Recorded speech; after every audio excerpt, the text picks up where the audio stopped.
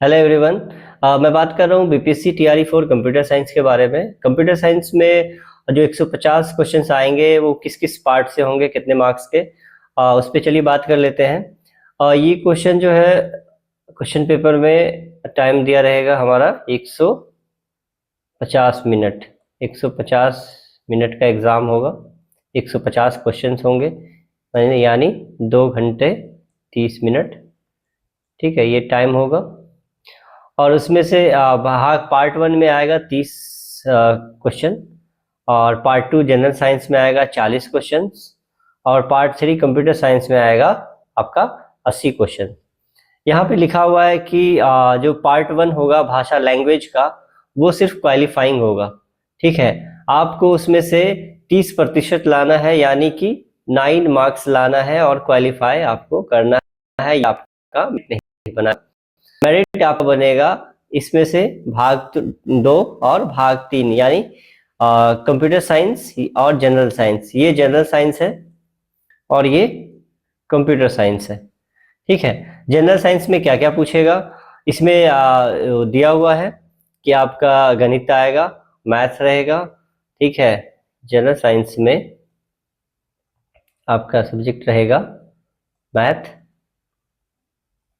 उसके बाद रहेगा करंट अफेयर्स, फिर रहेगा साइंस, और उसके बाद रहेगा नेशनल मूवमेंट, जिसको आप कह सकते हैं मॉडर्न हिस्ट्री, और 5वां रहेगा आपका समान विज्ञान, और उसके बाद रहेगा आपका ज्योग्राफी। ठीक है, और उसके बाद ये हो गया आपका कितने मार्क्स का रहेगा, ये 40 मार्क्स का रहेगा। 40 क्वेश्चन 40 मार्क्स के, 8 क्वेश्चन मैथ से, 8 क्वेश्चन करंट अफेयर्स से, 8 क्वेश्चन साइंस से, 8 क्वेश्चन मॉडर्न हिस्ट्री से, 8 क्वेश्चन ज्योग्राफी से। ठीक है, चलिए। और इसमें कहा गया है कि पेपर 2 जो होगा कंप्यूटर साइंस का, वो उपरोक्त विषय पत्रों के पाठ्यक्रम SCRT NCERT, मतलब SCRT NCERT के सिलेबस को ये फॉलो करेगा। ऐसा इसने एडवर्टीजमेंट में कहा था, बट ऐसा है कि आपको इस पे रिलाई नहीं करना है, आपको इसके अलावा भी कोर सब्जेक्ट को पढ़ना है। ठीक है, तो हम सब्जेक्ट का वेटेज देखते हैं कि क्या TRE 3 के TRE 2 TRE 1 में ट्रेंड रहा है, किस सब्जेक्ट से क्या क्या मार्क्स के क्वेश्चंस आए हैं। ठीक है, तो आप यहाँ पे देख रहे हैं कि डिजिटल में से TRE 3 में 17 क्वेश्चन आया, TRE 3 में, TRE 2 में 12 क्वेश्चन आया, TRE 1 में 7 क्वेश्चन आया। यानी आप समझ गए होंगे कि ये जो है मोस्ट इम्पोर्टेंट है डिजिटल। ठीक है, जो मैं 3 स्टार कर रहा हूँ, यानी कि वो आपका मतलब क्या कहते हैं, हाई प्रायोरिटी सब्जेक्ट हो गया। और द कंप्यूटर ऑर्गेनाइजेशन आर्किटेक्चर, इसमें तो नहीं पूछा TRE 3 में, क्योंकि कॉन्सेप्ट जो है डिजिटल का और COA का लगभग कुछ सिमिलर है नंबर सिस्टम वगैरह से, और कंप्यूटर चिप CPU वगैरह उससे कुछ कुछ क्वेश्चंस आए हैं, तो उसको इसी में मर्ज कर दिया गया है। तो TRE 2 में क्वेश्चन आए थे COA से 10, और उसके बाद TRE 1 से 8 क्वेश्चन। ठीक है, फिर डेटा स्ट्रक्चर, ये भी इम्पोर्टेंट है। ठीक, उसके बाद डेटा स्ट्रक्चर में 10 क्वेश्चन आया है। डेटा स्ट्रक्चर के बाद फिर 5 नंबर आपका TRE 2 में आया है, TRE 1 में आया 12 नंबर का। तो आप इसको समझ गए हैं कि ये इम्पोर्टेंट है। और DSA में क्या किया, एल्गोरिदम को इस बार इंक्लूड किया है। डेटा स्ट्रक्चर एल्गोरिदम एक ही सब्जेक्ट है, तो इसमें सर्चिंग सॉर्टिंग वगैरह पढ़ना होगा। डेटा स्ट्रक्चर में आपको stack, tree, linear non linear दोनों पढ़ना होगा। और उसके बाद DBMS देख लीजिए, DBMS भी वैसे ही वेटेज रखता है। मतलब कुल मिला के जो कोर सब्जेक्ट है, जैसे डिजिटल है, डेटा स्ट्रक्चर है, ये subject data structure, DBMS, operating system, computer network, oops, programming, ये दोनों एक ही पार्ट हो गया।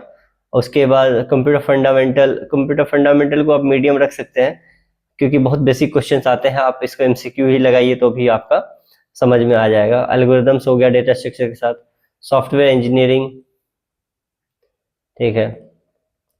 और उसके बाद इतना आप इस पे फोकस कीजिए, ठीक है। मैंने जितने पे मार्क किया है 1 2 3 4 5 6 7, ये दोनों मिला के 7 8, ये नहीं 8, उसके बाद 9, मतलब 9 सब्जेक्ट जो है आपके बहुत ज़्यादा वेटेज रखते हैं। और जैसा कि मैंने बताया था कि 6 सब्जेक्ट से ही 80% के क्वेश्चंस आ जाते हैं। आप कैलकुलेट खुद कीजिए तो आपको समझ में आ जाएगा, हर उसमें 6 सब्जेक्ट से 80% वेटेज निकल रहा है। और वो 80% वेटेज निकल रहा है जो मैं 9 सब्जेक्ट की बात किया है, यही कोर सब्जेक्ट से, ठीक है। तो आपको मैं PYQ अपने टेलीग्राम चैनल पे डाल दूंगा, तो और बाकी आप मेरे चैनल पर बने रहिए। मैं इस पे थ्योरी प्लस MCQ लाऊंगा, मतलब चैप्टर वाइज।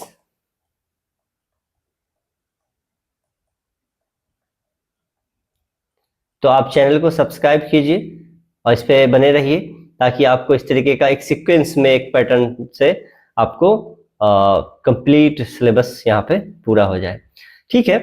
तो आप यहाँ पे देख लीजिए कि ऑपरेटिंग कहाँ पे थे हम, DBMS पे। DBMS में भी अच्छा वेटेज रहा है, 5 नंबर का आया है।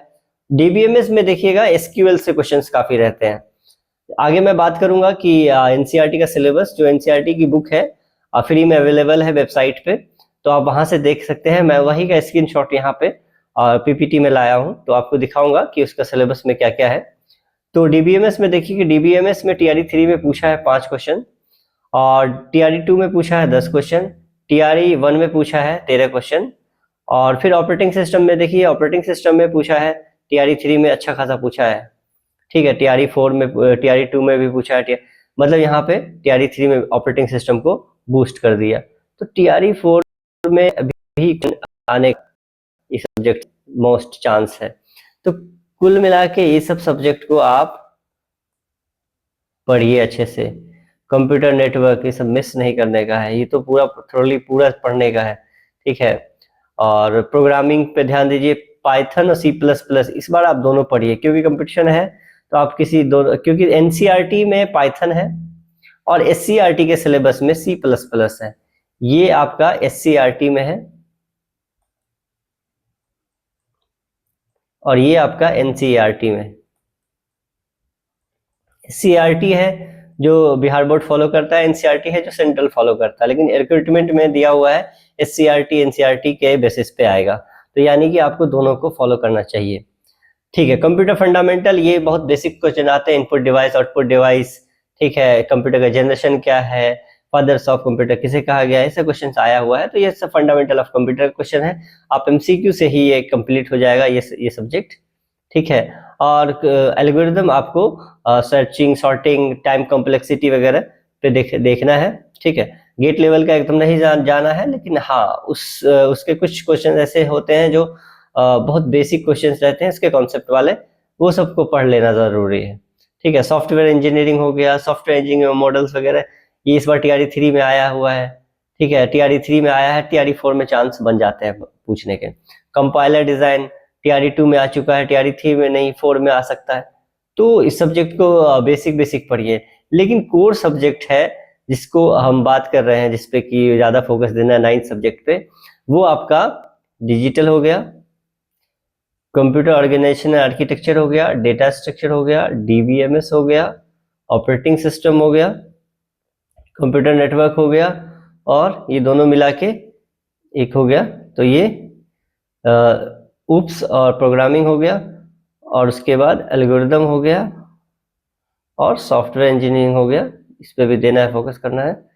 तो 9 सब्जेक्ट, इन सब्जेक्ट का आप प्रॉपर नोट्स बनाइए, प्रॉपर थ्योरी चैप्टर वाइज पढ़िए, ठीक है। मैं इस सीक्वेंस को फिलहाल लाऊंगा एक सीक्वेंस में चैप्टर वाइज और थ्योरी के साथ।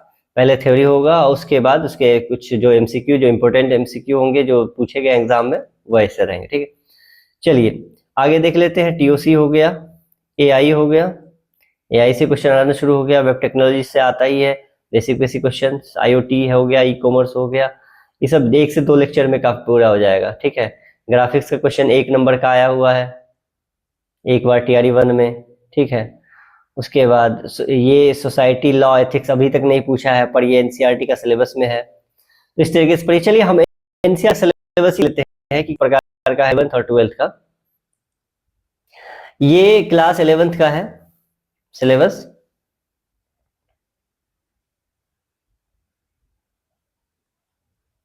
ठीक है। ये क्लास 11th का सिलेबस है और यहाँ पे आप देख रहे हैं कि कंप्यूटर सिस्टम ऑर्गेनाइजेशन,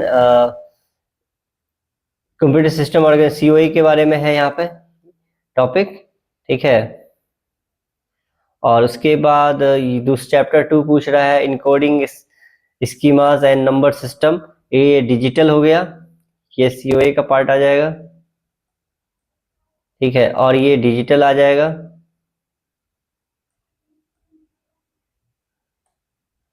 और उसके बाद ये है इमर्जिंग ट्रेंड एआई वगैरह, यहाँ पे आप देख सकते हैं एआई हो गया। और उसके बाद है आपका introduction to problem solving algorithm, ठीक है। और उसके बाद यहाँ पर है पाइथन प्रोग्रामिंग लैंग्वेज, उसके बाद flow control programming language, function strings, ये सब प्रोग्रामिंग का पार्ट है। उसके बाद आप यहाँ पे देख लीजिए ये भी प्रोग्रामिंग है। और यहाँ पे टपल्स डिक्शनरीज, ये सब पाइथन प्रोग्रामिंग है। और है सोसाइटल इम्पैक्ट, ये लॉ एंड साइबर एथिक्स वाला पार्ट है, ठीक है। और उसके बाद आता है एक्सेप्शनल हैंडलिंग पाइथन, पाइथन यहाँ से स्टार्ट हो जाता है डेटा स्ट्रक्चर यहाँ पे स्टार्ट हो गया, ठीक है। डेटा स्ट्रक्चर सब्जेक्ट नाम नहीं लिखा, सीधा स्टैक लिखा है, क्यू लिखा है। तो आप समझ गए होंगे ये टॉपिक दोनों कितना इंपॉर्टेंट है, स्टैक और क्यू। इसके बारे में मैं दो वीडियो लाया हूँ, आप जाके प्लेलिस्ट में चेक कर सकते हैं। उसके बाद स्टैक और क्यू के बारे में क्वेश्चंस आप देखेंगे तो काफी क्वेश्चंस आ चुके हुए हैं टीआरई 1, 2, 3 सब में। और सर्चिंग ये सब एल्गो का पार्ट हो गया, ठीक है। और अंडरस्टैंडिंग डेटा ये सब आ जाता है यहाँ पर से डेटाबेस के बारे में। एसक्यूएल इम्पोर्टेंट टॉपिक है, ठीक है। Computer networks, data communication, computer network का पार्ट हो गया। तो ये हो गया आपका वेब टेक। और उसके बाद कंप्यूटर सिक्योरिटी, ठीक है। तो इस तरीके से आपको ये एनसीईआरटी में ये सब सिलेबस दिया हुआ है। इसके अलावा आपको जो सिलेबस पढ़ना था वो आप यहाँ से इस सिलेबस को फॉलो कीजिए जो पीवाईक्यू एग्जाम में पूछे गए हैं, ठीक है।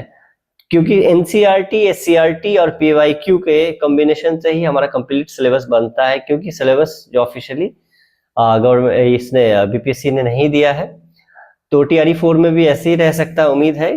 तो आप इसी अप्रोच से चलिए और कंप्लीट प्लेलिस्ट मैं लाऊंगा इस पे, आप चैनल पे बने रहिए, सब्सक्राइब कीजिए। और मैं ये इस पीडीएफ को आप अपने टेलीग्राम चैनल पर डाल दूंगा। टेलीग्राम चैनल का लिंक डिस्क्रिप्शन में है, आप चैनल पे सब्सक्राइब कीजिए, चैनल को फॉलो कीजिए और चलिए आप अपनी तैयारी कीजिए। All the best.